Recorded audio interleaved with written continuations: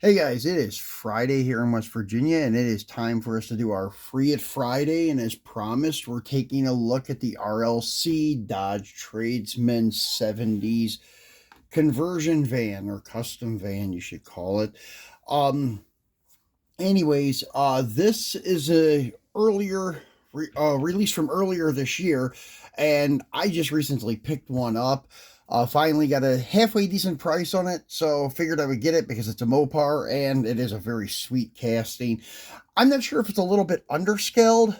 Maybe you guys can let me know. I'm not really sure how big these Dodge Tradesman vans were, if they were like a big van or if they were small or if this is kind of a little bit underscaled. It just looks really small next to some of my other Hot Wheels, but I know Hot Wheels is notoriously known for not being true to scale. So anyways, this is our outer shipper box where it says Dodge Tradesman on this end cap and Redline Club on this end cap, and it says this product is intended for adult collectors and is not intended for children under 14 years of age. This side has Dodge Tradesman, top side has Hot Wheels, bottom has your licensing and tells you about Hot Wheel collectors and where to find it online, and has your UPC code. And they're usually sealed with these round stickers. And let's see, I think this is the end cap that I have open. Yes, it is. And this is one that is usually screwed down, kind of like the Brie Datsun that we unboxed a few weeks back. And this comes with a nice cardboard cover that goes over the acrylic, and just pretty much the same as the outer box. Dodge Tradesman, Redline Club, Hot Wheels on top, and licensing. And actually, this tells you a little bit of a story about the 1970s was a hanging decade, a decade where the Dodge Tradesman was a go-to vehicle to customize to meet your grooviest dreams. This shaggin' wagon features 4 opening doors with shag carpet, waterbed, and octagon wooden steering wheel that can be seen from multiple angles. Fender flares, custom grille, and the side pipe exhaust are enough to make any passerby double take at this far out ride as it travels from rock concerts to beach bashes. As if these extras don't make this tradesman stand out, the dark purple Spectraflame paint and silver VUM or VUM wheels are primo design aesthetics. If this van's a rockin', it probably is. And anyways, let's take this cap off. Cardboard dome cap, whatever you want to call it. So it comes in the acrylic case, and let me turn it around because it does have the logo of Redline Club and then Tradesman up here. It's pretty cool. This usually does come screwed down, as I was just saying, but I took the screws out a while back, and this has been in my display case. I've had this for about 2 weeks, maybe a week to 2 weeks now, and just getting around to showing it to you guys. So it's number 23,594. This is one of the few that were numbered this year, and they did produce quite a few of them. It's 30,000, and it has a piece of PVC plastic holding it in place. They didn't really need the screws, but they opted to put them in anyways. That's kind of like the Datsun 240 that they just released this year too.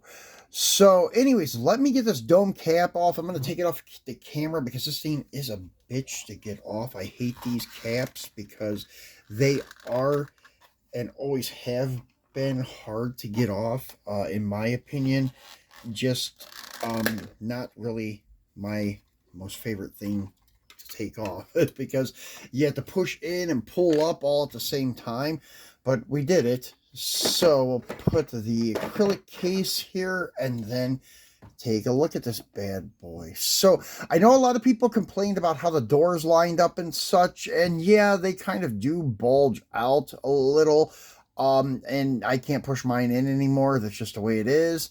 They kind of bow out. And then it has the teardrop side glass. The back doors are kind of the same.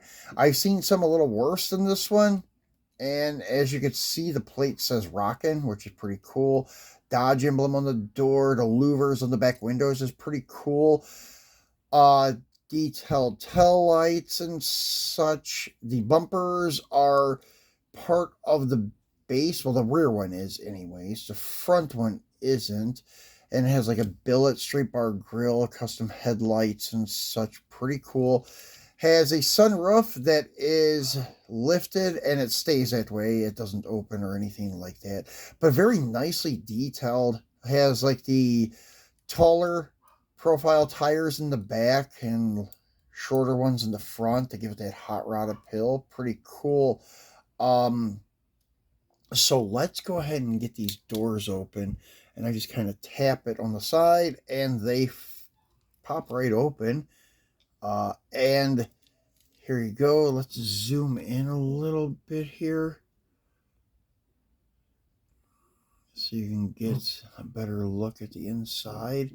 Now, none of this is like flocked or anything like that. It is just plastic, but has a textured look to give it, has a texture to it to give it that shag carpeting look and such, which is cool. It did add some nice detail to it. And the steering wheel, well, let's see if we can see it from the back side. And there we go. Back doors opening. And you can see like the diamond with the button tuck kind of pattern in the upholstery over the back windows. And for the door panels and such, there's your water bed. And honestly, I still can't get a good look at that steering wheel. I'm just going to take their word for it that it's there. So anyways, very sweet looking van. Looks really cool displayed with everything open. And there he is. And yeah, the table that the dealership is on doesn't really complement my phone stand so well. So there it is. We kind of get an overview look that we're looking down on it. So pretty sweet little piece. I'm glad that I did finally get one. And not sure if they'll continue to go up or they'll drop or kind of just taper off where they're at in value. But anyways, at least I got one and I feel that I got a good deal on it. So that's cool. And it's one that will be part of my collection. And I unboxed it at Mr. Norm's. Usually we'd only use the dealership for our Mopar Mondays. But this was something that I had to use as our background because Mr. Norm's, after like the gas crisis in the early 70s and everything started getting power reductions, like drastic power reductions, and muscle cars like basically fell to exist after like 72. And then in 73, 74, they still made some nice ones, but they were very low powered. I think by then, Mr. Norm's was going from high performance to conversion vans. So that's why I figured I would unbox this Tradesman here, because it's very suiting to Mr. Norm's. And then there is his super stock car in the background from 1964. So kind of line those up together there. Pretty cool. So guys, I appreciate you watching. And we did another video today on these Matchbox moving parts cars, which we picked up a few, like 3 of them to unbox for you. So they are pretty sweet. So be sure to watch that video too. So we did 2 videos for our Free It Friday. And we will be back on Monday with a Mopar Monday. Not sure what we're going to do yet, but I have plenty of Mopars to unbox for you guys. So thanks for watching, guys, and have a great weekend.